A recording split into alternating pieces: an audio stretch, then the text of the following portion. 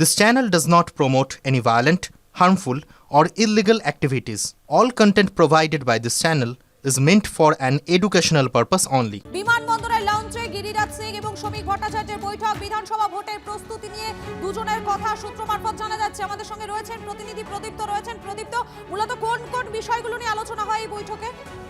দেখো, দুই রাজনৈতিক ব্যক্তিত্ব এবং যেহেতু নির্বাচন সামনে রয়েছে, দিন কয়েক আগে বিহারের নির্বাচন হয়েছে এবং বিহার পশ্চিমবঙ্গের একেবারে লাগোয়া রাজ্য, ফলে সেই বিহারের অভিজ্ঞতায় গিরিরাজ সিং এর সঙ্গে শ্রমিক ভট্টাচার্যের মধ্যে আদান প্রদান হয়েছে এবং এই রাজ্যে বহু মানুষ রয়েছেন যারা বিহার থেকে এই রাজ্যে তারা আছেন, তারা এখানের ভোটার হিসাবে রয়েছেন, ফলে সেই অংশকে কিভাবে বিজেপির দিকে আরো বেশি করে আনা যায় সেই বিষয় নিয়েও যেমন ভাবে আলোচনা হয়েছে। একই সঙ্গে এই রাজ্যের যে বস্ত্র শিল্পের ভবিষ্যৎ রয়েছে, বারংবার কেন্দ্রীয় সরকারের তরফ থেকে বলা হয়েছে যে বিভিন্ন জায়গাতে তারা ক্লাস্টার করবেন, ফুলিয়া থেকে শুরু করে অন্যান্য যে জায়গাগুলো রয়েছে, তাহলে সেই বিষয় নিয়েও কিন্তু শ্রমিক ভট্টাচার্যের সঙ্গে কেন্দ্রীয় বস্ত্র মন্ত্রী গিরিরাজ সিং এর কথা হয়েছে এবং এই রাজ্যে গিরিরাজ সিংরা কিভাবে প্রচার করবেন, বিহারের যে সমস্ত নেতৃত্ব আসবেন তারা কিভাবে প্রচার করবেন তা নিয়েও আজকের বৈঠকে আলোচনা হয়েছে বলেই আমরা জানতে পারি।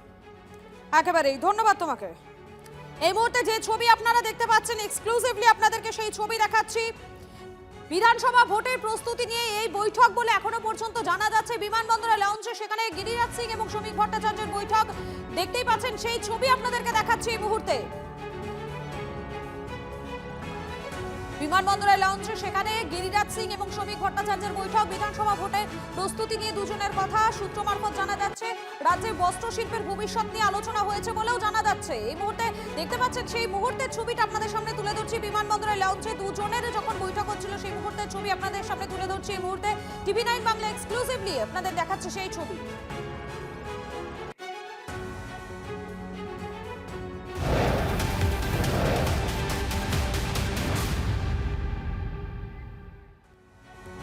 নজর থাকবে মালদার মানিকচকের দিকে। মানিকচকের শেখপুরায় বিজেপির পোস্টার লাগাতে এসে গ্রেফতার দুই উত্তরপ্রদেশের যুবক, এই দুজন বলে জানা যাচ্ছে। আরো এক মালদার বাসিন্দাকে গ্রেফতার করেছে পুলিশ। ঘটনাকে কেন্দ্র করে তুমুল শোরগোল মানিকচকে।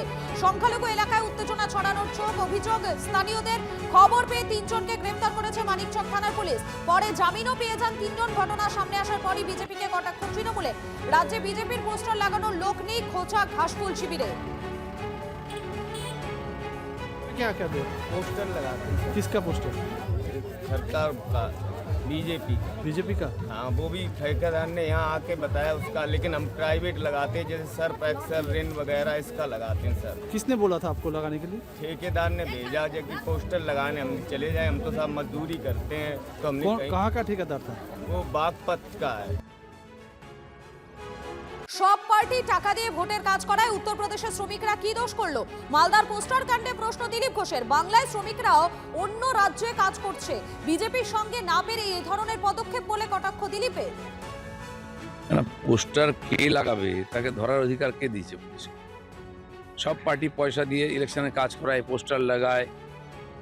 যে ডেকোরেটর যদি বিহার থেকে আসে, দিয়ে এখানে প্যান্ডেল তৈরি করে, তাকে ধরে নিয়ে যাবে পুলিশ।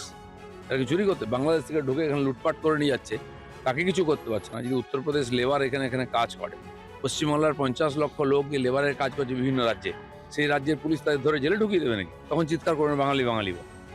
কেন এটা কি আলাদা দেশ নাকি? পাকিস্তান হয়ে গেছে, বাংলাদেশ হয়ে গেছে যে কেউ পোস্টার লাগালে তাকে ধরে নিয়ে যাবে?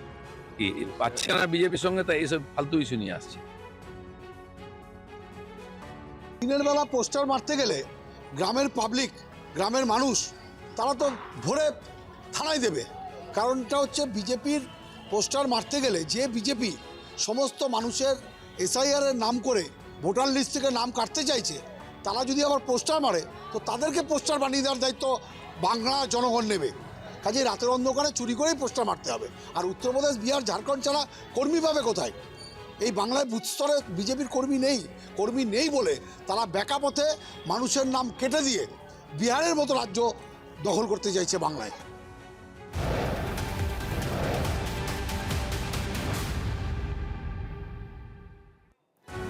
খাস কলকাতা কলকাতায় বিজেপি কর্মীকে তৃণমূলে যোগ দিতে চাপ দেওয়ার অভিযোগ। জোড়া ফুলে যোগ দিতে না চাওয়ায় দোকান বাইক জ্বালিয়ে দেওয়া হয়েছে বলে অভিযোগ। 108 নম্বর ওয়ার্ডের তৃণমূল কাউন্সিলর সুশান্ত ঘোষের নেতৃত্বে হামলার অভিযোগ।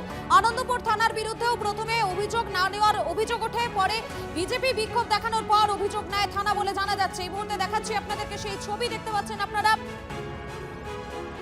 খাস কলকাতায় বিজেপি কর্মীকে তৃণমূলে যোগ দিতে চাপ দেওয়ার অভিযোগ। জোড়া ফুলে যোগ না দিতে চাওয়ায় তার দোকান বাইক জ্বালিয়ে দেওয়া হয় বলে অভিযোগ উঠে আসছে।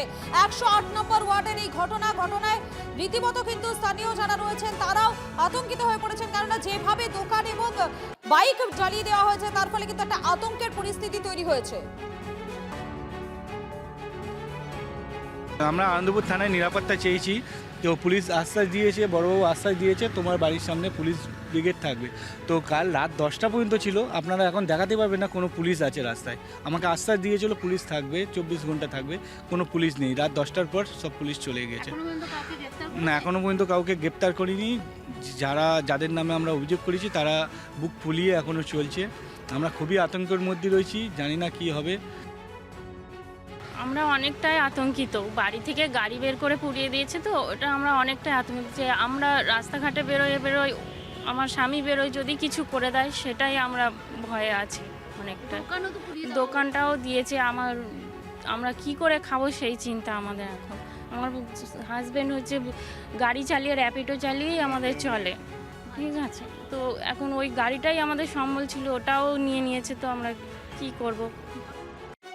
এ বিষয়ে আমরা কথা বলেছিলাম সজল ঘোষ বিজেপি নেতার সঙ্গে, তিনি কি বলছেন তার কি বক্তব্য শোনাই আপনি।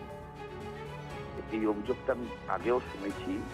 এত খারাপ দিন আসছে যেটা ভাবতে পারছে না, মানুষকে খেপিয়ে তুলছে, এত খেপিয়ে তুলছে, মানুষের পিঠ যখন দেয়ালে লেগে যাবে এরা তো মানুষ তখন হিংসার আশ্রয় নিতে বাধ্য হবে।